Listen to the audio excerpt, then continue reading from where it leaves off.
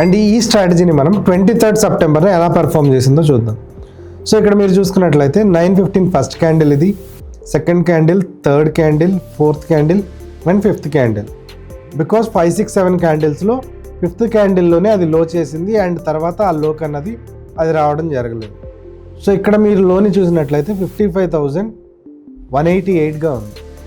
So ఇక్కడ 5, 6, 7 క్యాండిల్స్లో high అన్నది sixth క్యాండిల్లో జరిగింది. సో నేను సిక్స్త్ క్యాండిల్ హై అయిన 55,347ని నేను మార్క్ చేశాను. అండ్ మీరు ఇక్కడ చూసినట్లయితే రేంజ్ని మనం చూద్దాము. అండ్ ఇక్కడ మనం రేంజ్ ఎంత ఫామ్ చేసిందో చూద్దాం. సో ఇక్కడ మనకి రేంజ్ అన్నది అప్రాక్సిమేట్లీ 155 పాయింట్స్గా ఉంది.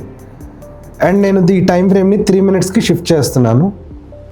అండ్ 23rd మీరు గమనించినట్లయితే 10:35 తర్వాత ఆ రేంజ్ అన్నది ఎటు బ్రేక్ చేయలేదు అండ్ మార్కెట్ అన్నది విత్ ఇన్ ద జోనే కన్సాలిడేట్ అవ్వడం జరిగింది ఫర్ టైం బింగ్. అండ్ ఇక్కడ మనం చూసుకున్నట్లయితే 12:20కి మార్కెట్ అన్నది హై బ్రేక్ చేయడం జరిగింది. సో హై అన్నది బ్రేక్ చేసిన తర్వాత మనం ఎంట్రీ తీసుకుంటే మనం as discussed 1:1 target and stop loss అన్నది ప్లేస్ చేసుకుంటాం. అండ్ ఇప్పుడు నేను లాంగ్ పొజిషన్ ఇక్కడ కనుక ప్లాన్ చేసి ఉంటే అండ్ ఇక్కడ 158 పాయింట్స్ స్టాప్ లాస్ అన్నది ప్లేస్ చేశాను అండ్ టార్గెట్ని కూడా నేను 1:1 రిస్క్ రివార్డ్గా ప్లేస్ చేశాను.